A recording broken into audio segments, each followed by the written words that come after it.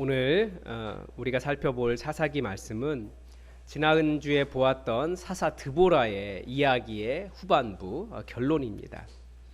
이스라엘이 가나안 땅에 들어와 살면서 원래 그 땅의 주인이라고 할까요? 강력한 통치자였던 하솔의 가나안 왕 야빈에게 폭력적으로 압제를 당하며 살았습니다. 군대 장관은 시스라였고 철병거가 900대가 있었다라고 말하고 있습니다. 그러니까 엄청나게 엄청난 초강대국이 가나안이었던 겁니다. 지난주에 살펴본 대로 그런데 사사 드보라는 어떤 사람이었습니까? 그 사람은 비록 여자였고 아줌마였고 이스라엘의 여자 선지자였습니다.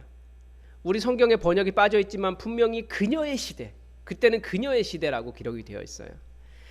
가장 흠없는 사사였고 그래서 예수님에게 그 비유될 정도로 그런 모델과 같은 그런 여인이었습니다. 드보라가 바락을 불러서 시스라와 싸우라고 말을 했고 그렇지만 바락이 그 전쟁에서는 영광을 얻지 못할 것이다 라고 말했습니다.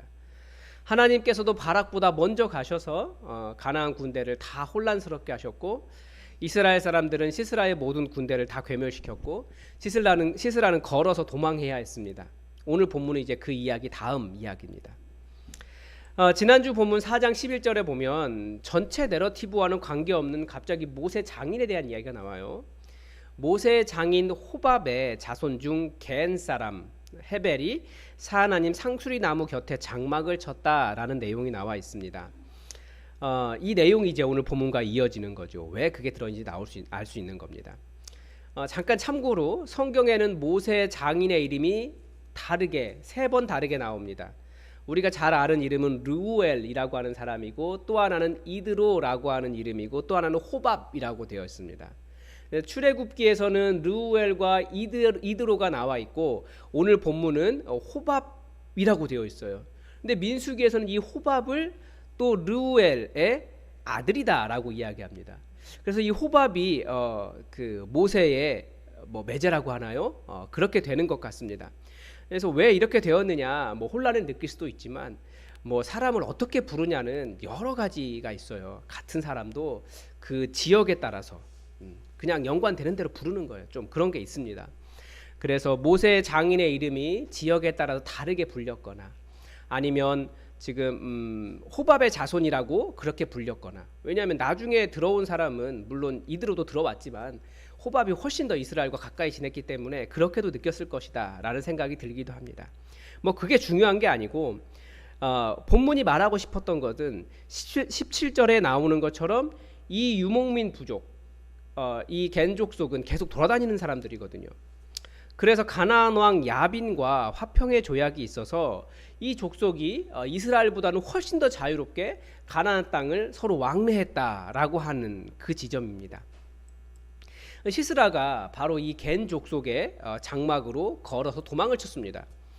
아마 시스라엘의 계산으로는 머릿속으로는 겐 족속이 우리랑도 친하고 이스라엘하고도 친하니까 이곳으로 들어가면 누구도 적이 아니니까 가장 안전할 것이다 이런 생각을 했던 것 같습니다. 그런데 본문이 이제 시스라가 헤벨의 아내의 장막에 갔다라고 기록하고 있습니다. 왜 헤벨의 아내의 장막에 갔을까? 여기에는 사실 성경 자체는 어떤 이야기를 잘 해주지 않습니다.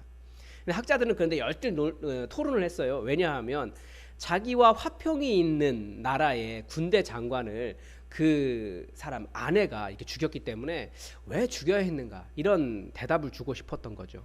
근데 본문은 사실은 특별한 답을 내지는 않습니다.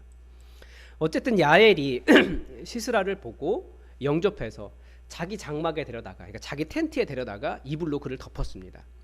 시스라가 목이 말라서 물을 좀 달라고 하니까 야엘이 우유를 주었습니다. 피곤했던지 시스라가 그 우유 먹고 아주 깊이 잠들었습니다. 그래서 어떻게 했습니까? 야엘이 장막 말뚝을 가지고 그러니까 텐트를 고정하는 말뚝을 가지고 손에 방망이를 들고 조용히 가서 시스라의 관자놀이를 박았습니다. 굉장히 잔인한 이야기죠. 이거 내가 하나님 나라를 위해 살 거야 하고 이렇게 이런 거 들고 돌아다니면 안 돼요. 절대 하나님은 그런 식으로 사용하지 않습니다. 특별한 이유가 있는 거죠. 얼마나 세게 박았는지 그 말뚝이 시스라의 머리를 꿰뚫고 나왔습니다. 당연히 시스라는 즉사했겠죠. 나중에 바락이 와서 시스라가 죽은 모습을 보았습니다. 드보라가 예언한 대로 그 거대한 가나안의 군대 장관을 그 시스라를 잡은 영광은 죽인 영광은 여인인 야엘이 얻었습니다. 이 본문은 우리에게 아주 중요한 깨달음을 몇 가지를 줍니다. 우선 화평이 있는 나라의 군대 장관을 죽인 야엘의 행동에서 우리가 배울 수 있습니다. 그리고 또 하나는 하나님께서 왜 이 연약한 여인에게 이 강력한 시스라를 죽이는 영광을 주셨는가? 고대 전쟁에서는 그 사람 죽이는 게 영광이잖아요. 이 영광을 한 여인에게 주셨어요. 그리고 왜 이렇게 하나님은 이스라엘을 자꾸 전쟁 가운데 두시는가 하는 점 우리가 모두 다 본문에서 배울 수 있습니다.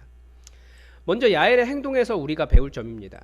이 본문이 야엘의 남편 헤벨과 하솔 왕 야빈과의 화평이 있었다라는 점을 먼저 밝히고 시작합니다. 이 야엘의 행동에 대해서 많은 말을 많이 합니다.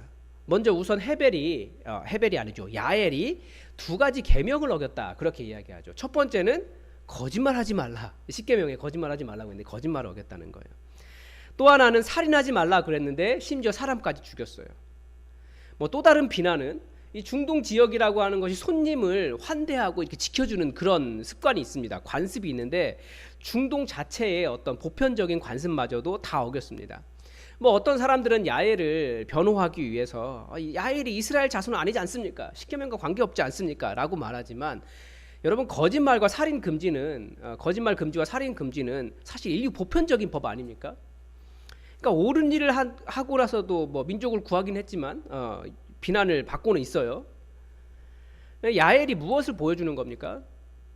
가나안 땅과 화평이 있어요. 왜 화평이 있습니까? 첫 번째는 가나안은 엄청나게 강한 나라였고 이 겐 족속이 유목민으로서 이스라엘 그 좋은 초지를 다 돌아다니려면 가나안 땅에 잘 보여야 돼요.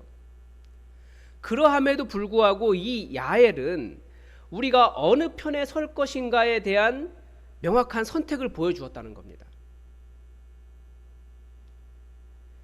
야엘은 누구를 선택한 겁니까? 우리는 너무나 쉽게 이스라엘 편을 선택했다라고 생각하지만 전혀 그것이 아닙니다.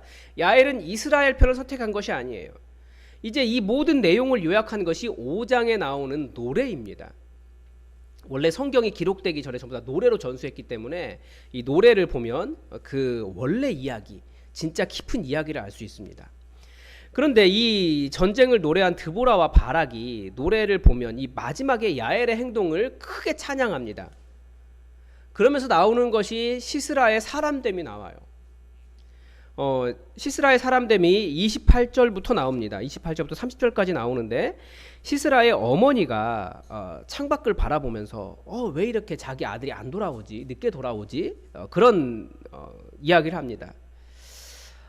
병거가 당연히 와야 되는데 병거도 오지 않는 거예요. 병거 소리도 들리지 않는 거예요. 보통은 그런 전쟁하면 병거 딱 타고 시끄럽게 이렇게 막 소리 지르면서 노래 부르면서 승전가 부르면서 그렇게 올 텐데 안 오는 거예요.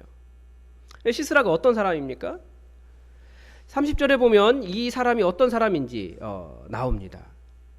주로 노략물을 탈취하고 그 노략물을 나르고 사람마다 한두 처녀를 얻었으리로다 라고 하는 게 어떤 내용인지 아시겠죠? 전쟁에서 승리했을 때 그 정복한 그 정복민 여성들을 강간하고 그런 잔인한 행동을 했다라는 것을 알 수 있는 거죠. 그게 시스라라고 하는 사람이었어요. 그 어머니조차도 자기도 여인이면서 그런 일을 굉장히 당연한 듯이 말할 정도로 이 가나안의 문화나 시스라는 굉장히 잔인한 인물이었다라는 거예요. 이런 사람에 대해 31절은 누구라고 가르쳐 줍니까?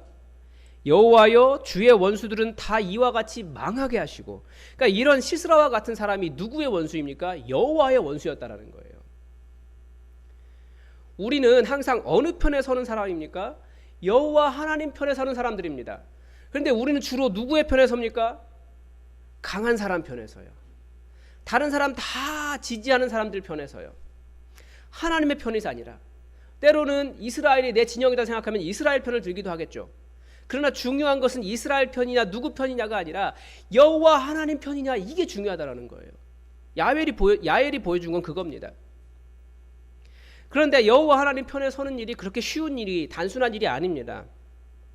입으로는 다들 나는 의로운 편에 섰어 라고 말을 하죠. 여호와의 편에 섰어 라고 말을 합니다. 그러나 이 5장의 노래를 살펴보면 이스라엘 안에서조차도 이 전쟁에 다 참여하지 않았습니다. 전쟁을 하자고 나팔을 부는데 16절에 보면 르우벤은 뭐 했습니까? 5장 16절입니다. 네. 르우벤은 시냇가에서 큰 결심을 했습니다. 근데 16절에 보니까 양의 우리 가운데 앉아서 목자의 피리 부는 소리를 들었다라고 되어 있어요. 그러니까 이스라엘이 전쟁하자라고 나팔을 뿌 하고 불었는데, 양각 나팔을 불었는데 저게 웬 피리 소리인가, 이렇게 풀피리 불면서 전쟁에 함께 참여하지 않았다는 거예요. 그러면서 굳게 결심했어요. 르우벤 시냇가에 앉아가지고 우린 절대 이 전쟁에 참여하지 않으리라. 왜냐하면 이 전쟁에 참여했다가 가나안에 철병거 900대 만나면 우리 다 죽을 거예요. 길르앗은 요단강 건너편에 있지 않습니까? 말 그대로 강 건너 불구경을 했습니다. 17절에 보면 다는 혹시나 문제 생길까봐 배 타고 도망갔어요. 아셀은 해변에 앉아 있었고 자기 항만에 거주했다라고 되어 있습니다. 다들 하나님의 백성이라고 주장하지만 정말 하나님의 백성의 위기 앞에서, 하나님 나라의 위기 앞에서, 깨어진 하나님 나라의 세상 그 안타까움 앞에서 이 일이 내 일이다라고 생각하며 적극적으로 나서는 사람들은 별로 없다라는 거예요. 그런데 이 일에 가장 적극적으로 나선 사람은 이스라엘 족속도 아니고 남자도 아닌 여자였고 야엘이었다라는 거예요. 우리도 이 시대를 살면서 무엇을 봅니까? 우리도 사실 이 시대와 많은 사람과 직장, 관계에서 평화가 있습니다. 헤벨 족속, 이 헤벨이 가나안 족속과 평화가 있듯이 우리도 주변 사람들과 잘 살아가려고 노력합니다. 어쩌면 이 세상은 야빈의 철병거 900대보다 더 강하지 않습니까? 이 세상을 내가 맞서기에는 너무나 강하지 않습니까? 그런데 이건 사실은 평화가 아니라 내가 살기 위해서 숨죽이고 있는 것 아닙니까? 때로는 시스라의 그런 잔인한 폭력 앞에서도 우리는 숨죽이고 있는 것 아닙니까?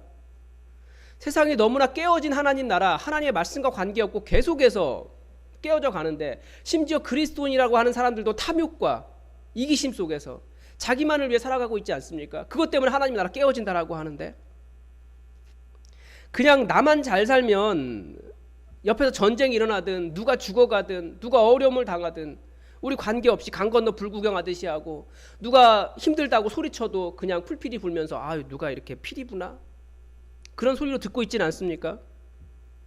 그런 세상 속에서, 이 깨어진 하나님 나라의 이 세상 속에서 야엘은 우리가 누구 편에 설 것인가, 이것을 결정하는 것을 정확하게 보여준 거예요.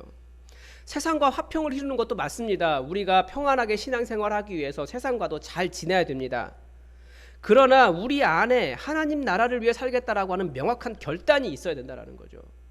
그 선택이 우리에게 매일같이 있습니다. 이건 실제적인 거예요. 때로는 자기 목숨을 내놔야 될지도 몰라요. 이번 달이 호국 보훈의 달이어서 그런지 굉장히 이런 내용이 많이 나오더라고요. 보니까 이런 내용이 있었어요. 그 서울의 은평 평화공원에 한 외국인을 기리는 조형물이 있다고 합니다. 이분은 일제강점기에 평양에서 한국 선교사님의 아들로 태어나셨습니다. 한국에서 고등학교까지 나왔고 2차 세계대전에서 해군 소위로 노르망디 상륙작전에 참여했습니다.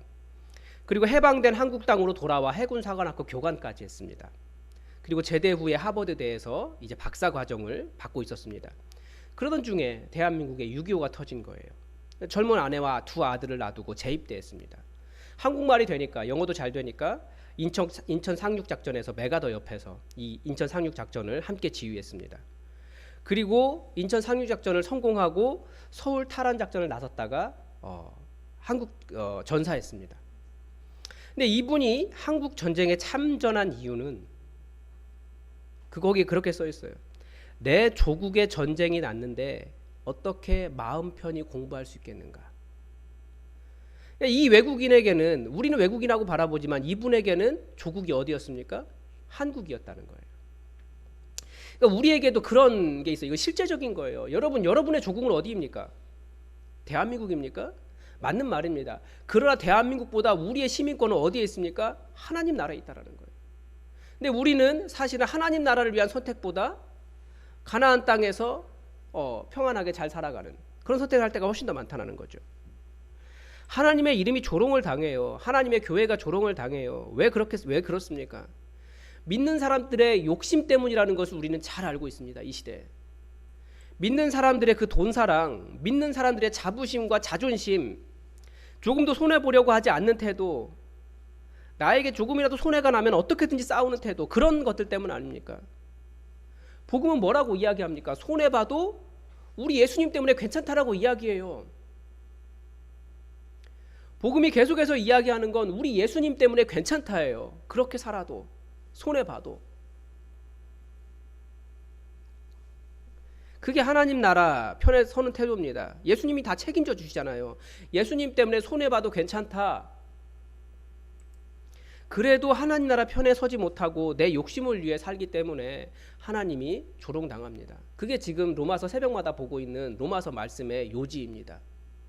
왜 복음이 전달되지 않고 왜 하나님이 욕먹고 있느냐? 유대인들의 그 욕심 때문 아니냐? 율법 안다고 그 자부심 때문에. 자기들 하나님 백성이라고 그 자부심 때문에 다른 사람 다 무시하고. 그래서 하나님이 욕먹고 있지 않느냐? 그게 로마서의 요지거든요. 좀 잘 좀 살아가라. 야엘은 바로 우리에게 어느 편에 설 것인가 결단한 것을 도전하고 있습니다. 하나님 나라가 위기에 처해 있다면 말뚝, 방망이라도 들어야 하는 것 아니냐? 그 말인 거죠. 오늘 본문을 통해 하나님께서 이 연약한 여인에게 왜 영광을 주셨는가 이것도 배울 수 있습니다. 여러분, 야엘이 시스라를 무너뜨린, 시스라를 죽인 무기가 무엇입니까? 굉장히 신기해요. 첫 번째는 수면제도 아니고 시스라를 잠들게 한 엉긴 우유. 이게 아마 그 요구르트 같은 그런 것 같아요. 엉긴 우유라고 했으니까 이 우유입니다. 여러분, 우유가 무기입니까? 아니죠. 우유가 무슨 힘이 있습니까? 그런데 시스라를 깊이 잠들게 했습니다. 또 야엘이 손에 들고 있었던 말뚝과 방망이가 무엇입니까? 당시 그 장막을 치는 일, 이것은 여인이 하는 일이었어요. 그러니까 그 말뚝과 이 텐트를 고정하는 말뚝과 방망이는 그러니까 거창한 무기가 아니라 야엘이 들 수 있었던 집안의 가재 도구였던 겁니다. 그러니까 이 시대로 말하면 여성들이 주로 손에 뭘 들고 있습니까? 빗자루, 남자가 들고 있나요? 청소기? 이건 남자가 드는 것 같은데 요즘은 네. 뭐 이렇게 부침개 넘기는 부침개, 뭐 이 정도, 그 정도의 가재 도구였다라는 거예요. 여러분, 시스라와 같이 강한 남성과 우유 대접하고 집안 일을 하는 가재 도구를 손에 든 여인을 비교하면 누가 강한 자입니까? 당연히 시스라죠. 가나안의 군대 장관과 시스라가 진짜 강자라고 생각을 합니다. 그러나 하나님은 이 전쟁이 시작할 때부터 이 영광을 이스라엘에 속하지도 않은 이 우유와 텐트 말뚝과 방망이를 든 이 여인에게 주기로 하셨다라는 겁니다. 왜 이렇게 하셨습니까? 성경 전체가 우리에게 깨닫기를 원하는 것이 한 가지가 있어요. 그게 뭡니까? 나는 여호와니 이는 내 이름이라. 나는 내 영광을 다른 자에게, 내 찬송을 우상에게 주지 아니하리라. 사람들이 어떻게든 하나님의 영광을 가로채려 해요. 혹은 하나님의 영광을 다른 존재에게 주려고 해요. 새벽에 로마서 말씀 보고 있는 것도 그렇습니다. 유대인들이 자신들의 율법을 잘 지킨다고 그게 겨우 할례를 행하는 수준, 했느냐 안 했느냐 수준이었습니다. 그런데 하나님께서 바라신 그 생명의 열매는 하나도 없고 사람 정죄하고 죽이는 일만 행하고 그런 행동들을 하면서 나는 구원받았다라고 착각하고 주장하고, 그런데 다른 사람들은 다 그 사람 때문에 힘들어하는 거예요. 인간이 하나님의 의를 만족시킬 수 있다, 내가 하나님의 영광을 갈 수 있다, 이런 생각 자체가 바로 죄입니다. 하나님은 구원이 인간의 공로가 아니라 온전히 예수 그리스도의 십자가의 의에 있기를 원하셨습니다. 하나님께서 욕심꾸러기여서가 아니라 인간이 절대 그 높으신 하나님의 의를 만족시킬 수 없어요. 그러니까 위대한 선지자였던 드보라도 이 영광을 얻지 못했습니다. 왜냐하면 하나님의 그 높으신 의에는 아무것도 아니거든요. 복음이 우리에게 가르쳐주는 것이 세 가지가 있습니다. 복음하면 첫 번째는 우리 하나님이 너무나 높으시다는 거예요. 절대 우리가 이 땅에 어떤 손으로도 하나님의 의를 만족시킬 수 없다는 겁니다. 둘째는 우리가 너무나 큰 죄인이라는 거예요. 그러니까 우리가 아무리 선한 일을 해봐야 사실은 하나님의 눈앞에서는 죄인일 뿐이에요. 그러니까 선한 일 자랑할 게 하나도 없어요. 그래서 우리가 무엇을 합니까? 이 하나님의 의에 이를 수 있도록 해주신 것은 예수 그리스도의 십자가의 공로라는 거예요. 그래서 우리가 예수님 때문에 감사하고 나 같은 죄인 사랑하신 예수님 때문에 감사하고, 그게 복음입니다. 세 번째는 무엇을 가르쳐 줍니까? 그렇기 때문에 너희 누구든지 서로 정죄하지 말고 높다고 생각하지 말고 겸손하게 서로 사랑하며 살아라. 예수님 때문에 괜찮다. 이것 좀 알고 살아라. 하나님은 이 영광을 우리가 알기를 원하셨습니다. 그래서 계속 복음 이야기하는 거예요. 모든 영광은 하나님께 있는 거예요. 야엘의 그 우유와 텐트 말뚝과 방망이는 우리 시대로는 겨우 여성의 집안이라는 작은 가재 도구지만, 하나님께서 영광을 주시면 바로 그런 도구로도 그 강력한 시스라의 관자놀이를 뚫을 수 있다는 것을 우리는 알아야 하는 겁니다. 우리가 강력해서가 아니에요. 하나님께서 영광을 주시기 때문에 그렇습니다. 구원은 하나님께 있는 겁니다. 하나님은 당신의 영광을 주고자 하시는 자에게 얼마든지 줄 수 있다라고 하는 것을 본문이 가르쳐 줍니다. 그러니까 여러분의 인생은 절대 연약하거나 초라하지 않습니다. 작은 일 하고 있다고 나 왜 이거밖에 하지 않지? 그런 생각, 그건 정말 작은 생각입니다. 하나님의 크심을 모르는 거예요. 이미 하나님의 구원의 은혜가 우리에게 있기 때문에 우리는 얼마든지 하나님의 꿈을 꿀 수 있는 겁니다. 여러분 다시 한번 사사들을 생각해 보십시오. 첫 번째 사사 누구였습니까? 온니엘. 그 사람은 이스라엘 정통 혈통이 아니었어요. 갈렙 지파, 그러니까 이름도 개, 순종하는 노예, 그 수준의 이름을 가진 아주 어떻게 보면 굉장히 그 지파 내에서는 이스라엘 족속의 천한 지파였어요. 그런데 그 사람이 결국은 그 이스라엘 사람 다 광야에서 죽었지만 끝까지 들어간 사람의 지파였고, 이스라엘의 첫 번째 사사가 되었습니다.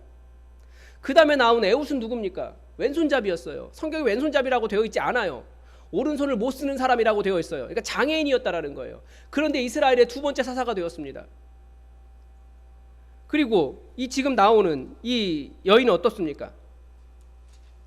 여인이에요, 말 그대로. 지난주에 보았던 드보라는 누굽니까? 우리 아줌마일 때니까요. 그런데 이스라엘의 여자 선지자였고요. 예수님의 모델에 비교되는 사람이었어요. 그 시대 자체를 그 여인의 시대라고 이야기하고 있다고요.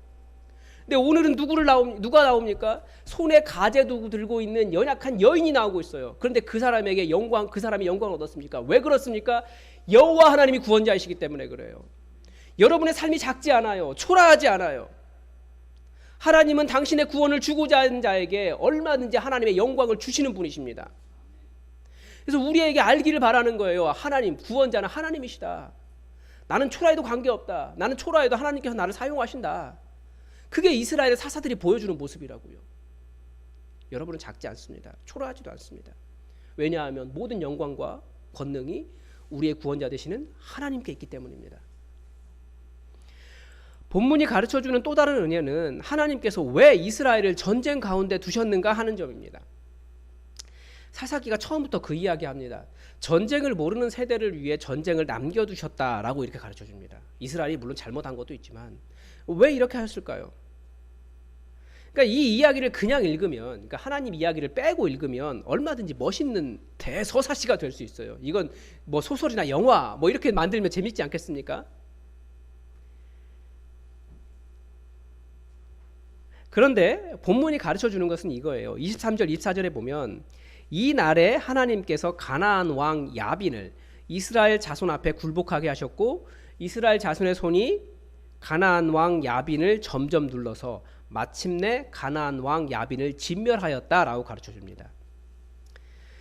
이스라엘 사람들은 시스라를 죽인 이 여인 야엘의 이야기를 통해서 무엇을 배웠을까요?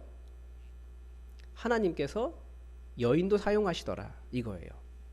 하나님께서 말뚝과 몽둥이로 시스라를 죽이셨다. 이것을 배운 거예요. 물론 지금 우리 시대야 여인에 대해서 굉장히 높이 보지만 예수님 시대, 아니 얼마 전까지만 해도 사실 여성은 이름조차 없지 않았습니까? 그게 우리나라도 마찬가지예요. 그런데 하물며 지금부터 얼마입니까? 한 3,000년 전인데 얼마나 그런 게 많았겠습니까? 그러니까 이 날의 이 이야기가 이스라엘에게 어떤 변화를 일으킨 거예요. 변화의 시작이 된 겁니다. 그래서 두려워서 큰 길로 다니지도 못하고 오솔길로 몰래 다니던 이스라엘이 그 강력한 야빈을 점점 눌렀고 마침내 완전히 진멸했다라는 거죠. 그러니까 이스라엘은 이 온 세상의 구원자가 누구인지 이 전쟁을 통해 제대로 배웠던 겁니다. 아, 힘과 능력이 아니구나. 구원은 하나님께 있구나. 성경이 계속해서 우리에게 알기를 원하는 것이 이겁니다. 하나님은 너무나 크신 분이지만 그분은 멀리 계신 분이 아니라 우리의 구원자가 되신다는 거예요. 힘과 능력이 하나님께 있구나. 인생이 전쟁 같은 이유도 이런 것 아니겠습니까? 하나님은 하나님이 구원자라는 사실을 우리가 명확하게 알기를 원하십니다. 그래서 우리 중에 드보라도 있고 바락도 있을 겁니다. 그러나 하나님의 영광은 하나님께서 주고자 하시는 자에게 주시는 겁니다. 하나님께서 구원자이시다라고 하는 사실을 알면 어떻게 될까요? 내가 능력이 없다는 것을 아는 사람은 구원자가 여호와 하나님이시라는 것을 아는 사람은 당연히 하나님을 의지합니다. 그래서 그 변화가 뭐라고 했습니까? 하나님께 부르짖는 거예요. 구원자가 하나님인 것을 알기 때문에, 이 일에도 하나님이 구원자라는 것을 알기 때문에 부르짖는 거예요. 그게 기도입니다. 그래서 예수님도 계속해서 우리에게 기도를 가르쳐 주셨어요. 기도하라고. 예수님의 제자들 한번 보십시오.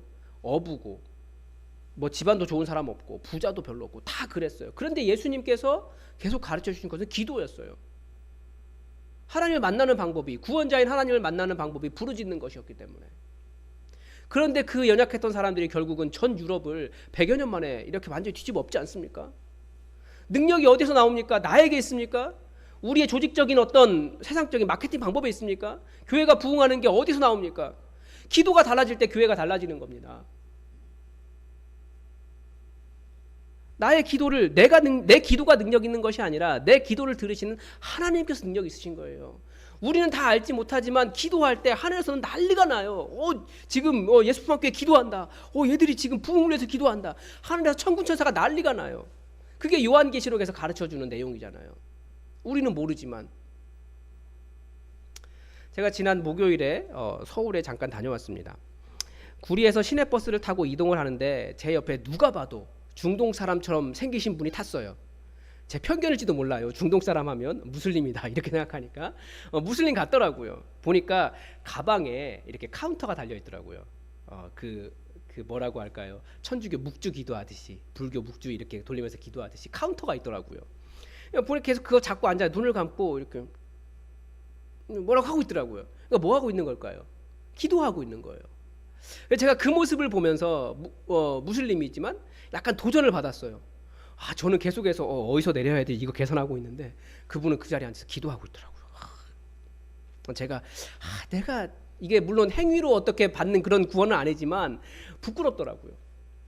우린 정말 그렇게 기도하는가?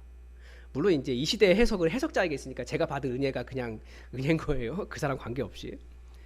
과연 우리 그리스도인들은 이렇게까지 하나님을 찾고 일상에서 하나님 의지하고 하나님이 구원자라고 하면서 하나님을 의지하는가? 비교가 되더라고요. 근데 사실 그렇지 않잖아요. 우리 하나님이 우리를 이 전쟁 같은 세상 속에 우리를 두시고 하나님을 의지하며 모든 능력이 하나님께 있음을, 하나님께서 영광을 주고자 하시는 자에게 영광을 주실 수 있다라고 하는 것을, 인간의 능력이 아무것도 아니라 여인의 가제 도구로도 영광스럽게 할 수 있다라는 것을 하나님은 우리가 발견하기를 원하십니다. 그러니까 여러분의 삶이 영광스럽게 되기를 원하시는 거예요. 이스라엘이 결국 이것을 깨달았고 결국 그 강력한 야빈을 진멸하기까지 힘을 내었습니다. 그래서 이날부터 전쟁의 양상이 완전히 달라진 거예요. 그래서 이스라엘이 가나안을 완전히 진멸하게 되었습니다. 할렐루야. 우리도 마찬가지라는 거예요. 여러분, 내가 능력 있지 않습니다.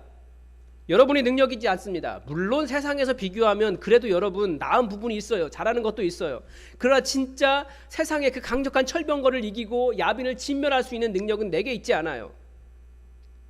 하나님은 얼마든지 나를 통해서도 하나님의 일을 이루실 수 있습니다. 왜냐하면 승리는 하나님께 있기 때문입니다.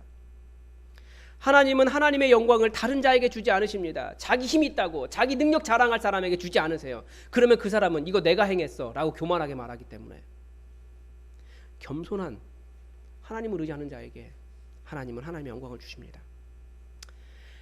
이 시대에 우리가 살고 있는 하나님 나라는 야빈의 폭정 앞에 떨고 있는 이스라엘과 같은 것 같아요.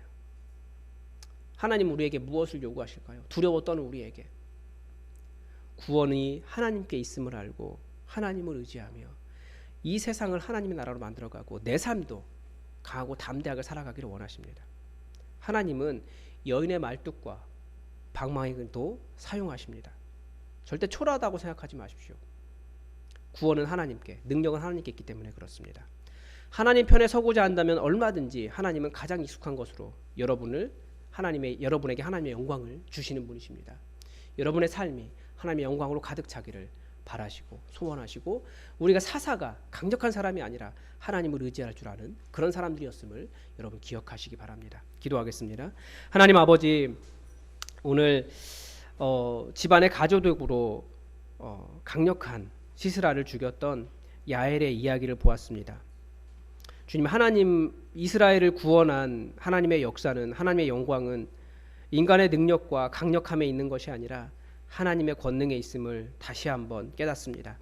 우리도 이 험악한 세상, 전쟁 같은 세상 살아가면서 우리의 힘과 능력으로 계속 싸워보려고 하지만 진정한 영광은 하나님께서 주시는 것임을 온전히 깨달아 알게 하시고 우리가 하나님을 만나는 방법 잘 찾아가서 하나님의 영광과 권능을 손에 쥐고 이 땅에 살아갈 수 있도록 도와주시옵소서. 우리가 자꾸 초라한 것이 아니라 하나님의 크심을 우리가 계속해서 발견할 수 있도록 우리를 주의 성령으로 충만케 하여 주시옵소서. 우리가 하나님 나라 위에 우리의 작은 것, 그 방망이와 말뚝을 들을 수 있도록 또한 우리를 인도하여 주시옵소서. 주께서 역사하실 것을 믿으며 예수 그리스도의 이름으로 기도드립니다. 아멘.